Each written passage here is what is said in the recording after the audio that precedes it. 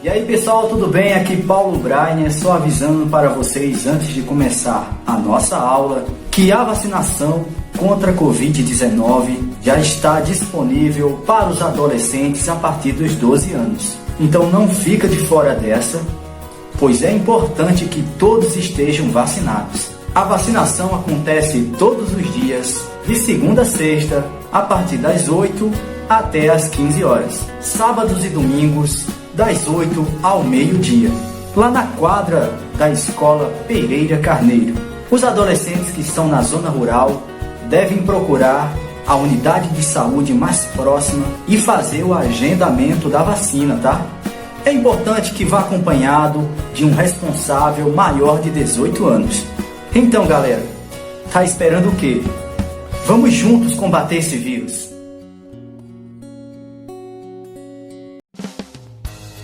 Atenção, porque vai começar a aula de inglês.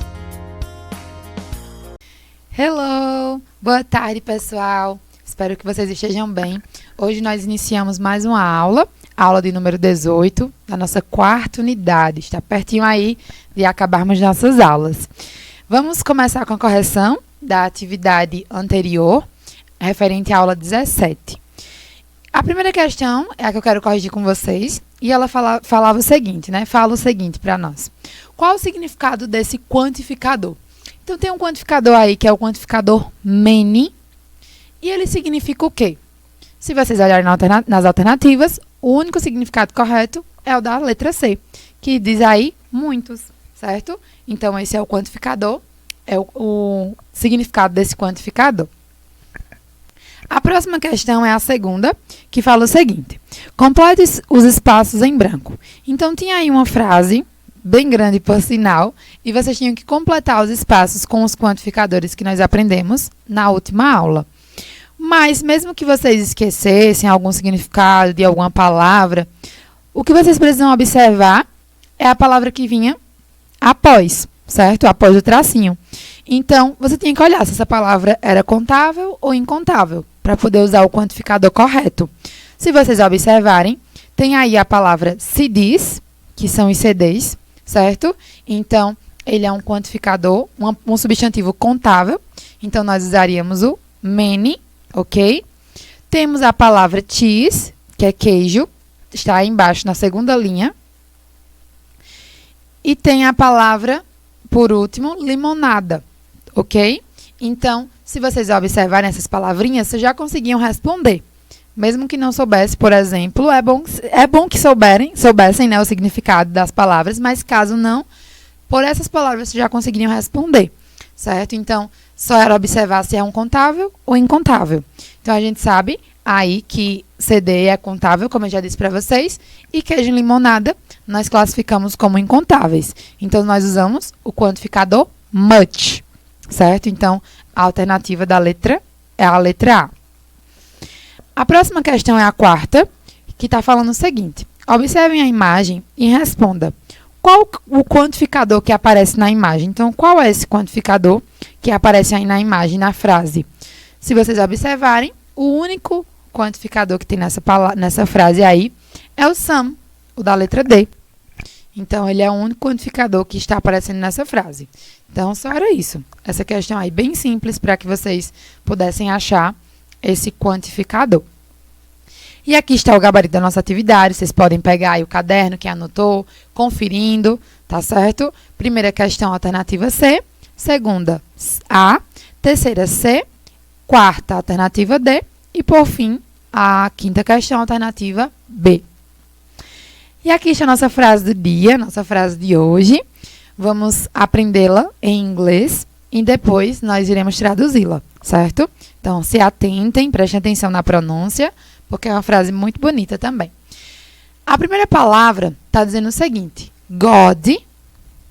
Observe a diferença dessa palavra para a outra. Estou falando God is good all the time. Primeira palavra e a terceira são bem parecidas, na verdade. A diferença é que na terceira palavra tem um O a mais. Mas elas têm um significado totalmente diferente. Essa primeira palavra significa Deus. e a outra, a terceira, é bom. Então, eu estou falando para vocês que Deus, ele é bom o tempo todo. Então, essa frase que eu queria deixar para vocês hoje, que nós possamos lembrar isso, que Deus, né, independente do que aconteça, vocês chegaram até aqui também, Deus, ele tem nos ajudado e ele tem sido bom conosco o tempo todo, tá certo? Fica a nossa frase do dia para vocês. Nosso assunto de hoje é sobre os pronomes relativos. O que será que é isso, hein? Esses pronomes relativos. É algo que nós usamos muito. Acredito que na fala aí de vocês, no dia a dia, vocês usam muito isso em português. Mas vamos ver que é muito comum e eu quero que vocês aprendam inglês para começar a falar também. Eles em inglês, tá certo? Mas primeiro, antes de eu mostrar para vocês quais são esses pronomes, vamos entender o que é, né? O que é cada um deles. Então, o que são e como usar esses pronomes relativos, certo?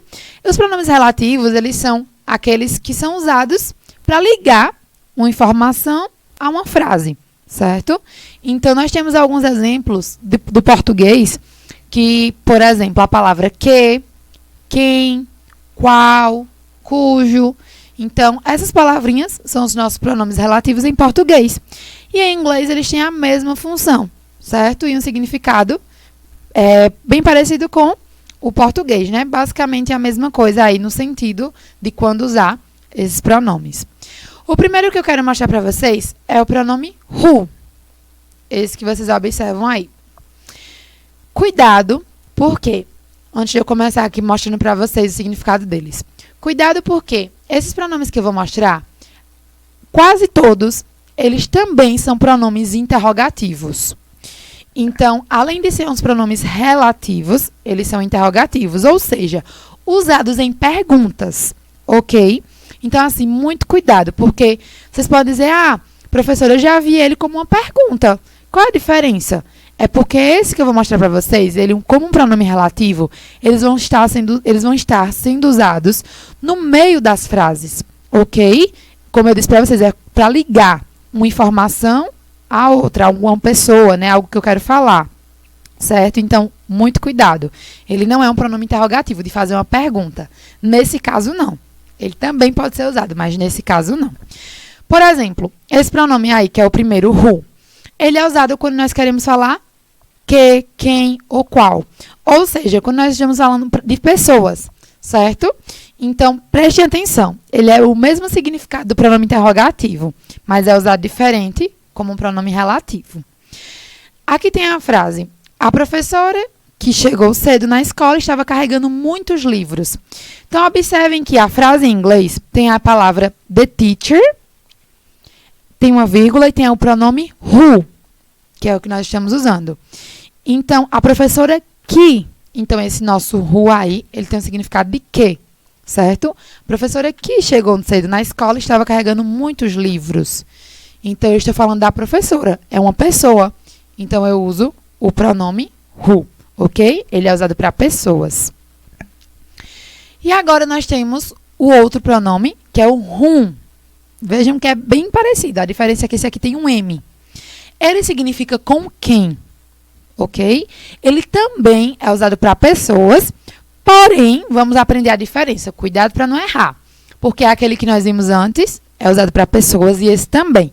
Mas a diferença é que esse aqui nós vamos usar para um tom mais formal, tá certo? E ele vai atuar como o nosso quem. Observem um exemplo aí. A professora com quem eu estava falando ontem é muito legal.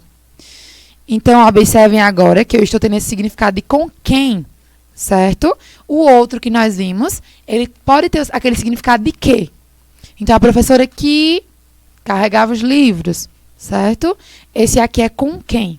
Observem essa diferença. Aqui eu coloquei um breve resuminho também dos dois para que vocês não confundam. Então, a diferença do who e do whom é que esse segundo, ele não se refere, preste atenção, ele não se refere a quem faz a ação, mas sim a quem recebe, tá bom? Então, o whom, que é esse segundo de baixo, nós vamos usar ele quando nós queremos dizer a quem recebe a ação, ok? A professora com quem eu estava falando, é ela que está recebendo a ação que eu estou fazendo. Ok, pessoal, espero que tenha ficado claro para vocês. O it é o nosso próximo pronome e nós usamos ele para falar de objetos, animais, e ele vai ter um sentido de que ou qual. Então, toda vez que você for falar de objetos, animais, de coisas no geral, você usa o it. Olha o exemplo aí. O gato que eu achei no sofá não era meu. Estou falando de que na minha frase? O gato é um animal. Então, eu vou usar o it, tá certo? Vejam que é bem simples. Olha o que a frase está falando e você vai encaixar o pronome relativo. Observem esse. Esse é o nosso that. Ele é usado para tudo, basicamente. Objetos, animais, pessoas. Eu digo que ele é o nosso coringa, certo? E ele tem um significado de quê? Então, observem aí na nossa frase, embaixo. O cara que eu estou namorando é tão legal. Então, ó, a minha frase em inglês tem aí, the guy that, e aí eu usei ele agora. Tá vendo? Eu sempre estou conectando a pessoa que eu estou falando ao restante da minha frase. Então, observem que nessa primeira frase eu estou falando do cara, né? A pessoa. A segunda eu estou falando aí do fone, telefone. Tá bom? Então, agora é um objeto. Eu vou usar esse meu pronome relativo, that. Então, ele é usado para objetos, animais, pessoas. Ele é usado para tudo. Tá bom? Dos que nós vimos anteriormente. Agora, esse outro pronome é o pronome whose. E ele é usado também para pessoas, porém, observem, nós temos já alguns que são usados para pessoas, mas cada um é uma situação diferente. Então, muito cuidado. Esse aqui é quando ele tem um sentido de cujo ou cuja, certo? Então, vão se atentando ao significado de cada um. Eu sei que são muitos, mas vocês vão aprendendo.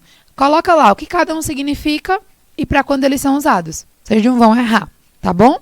Observem aqui a frase, ó. Eu estou falando das crianças, certo? As crianças cujos pais estão indo viajar vão ficar na casa da tia. Então, agora eu estou falando as crianças os pais, certo? Então, eu estou associando um sentido de posse nesse aqui, tá bom? O celular cujo eu perdi, então eu estou falando daquele celular que eu perdi, é uma posse, tá certo? Me entendam aqui para que vocês não errem também. Então, nós usamos esse pronome relativo. Esse próximo é muito fácil, ok? Vocês vão acertar aí bem direitinho quando vir nas questões também. Não tem como confundir. Esse é o pronome where, tá? Aqui do lado também para vocês. E nós vamos usar ele quando nós queremos falar de lugar, tá certo? Ele tem um sentido de onde, em que, no qual. Então, a minha frase aí embaixo tá o seguinte, ó, preste atenção. Em inglês ela fala assim: the restaurant where I lost my wallet is closed now. Então, essa foi a frase em inglês aí. Ela está falando do que nessa frase? A frase está dizendo que o restaurante onde. Então, olha o meu pronome relativo aí. Onde, certo? Por que eu usei ele? Porque eu estou falando de lugar. Então, sempre que vocês falarem de lugares, vocês usam ele. Não tem erro, ok? Nós já vimos o que é usado para pessoas, para coisas, objetos. Esse aqui é para lugar. E, por fim, nós temos esse outro, que é o pronome relativo when. Ele é usado para falar de tempo, ok? Então, quando nós queremos falar quando, é o nosso quando. Observem a frase aí embaixo. Eu sinto falta do meu ensino médio quando eu era jovem e sonhador. Então, quando? Mas eu estou falando do quê? Daquele tempo. Né? Eu sinto falta daquele tempo, quando eu era jovem e sonhador. Então, o nosso pronome relativo aqui é o when. Nós usamos ele nessa situação. Ok, pessoal? Eu trouxe um resuminho para vocês aqui, vocês podem dar uma olhada. Esse resuminho eu estou mostrando o nosso pronome relativo, o uso de cada um e um exemplo. Porque eu sei que são muitos, você pode confundir. Ah, já nem lembro qual é usado para pessoa, para coisas, qual é a diferença. Mas observem, aqui tem a diferença deles, tá bom? Cada um deles que eu mostrei para vocês. O que é usado para pessoas e coisas, o que é o nosso coringa, o que é usado para lugar, para tempo, posse, certo? Estou mostrando aqui para vocês. Então, observem isso, cuidado no uso de cada um. Eles não são difíceis, mas vocês precisam se atentar ao significado e ao uso deles, Tá bom, pessoal? Espero que vocês tenham gostado da nossa aula de hoje. Foi uma aula aí com bastante informação para vocês, mas eu espero que vocês tenham entendido. Qualquer dúvida, entrem em contato com os professores de vocês e até a próxima.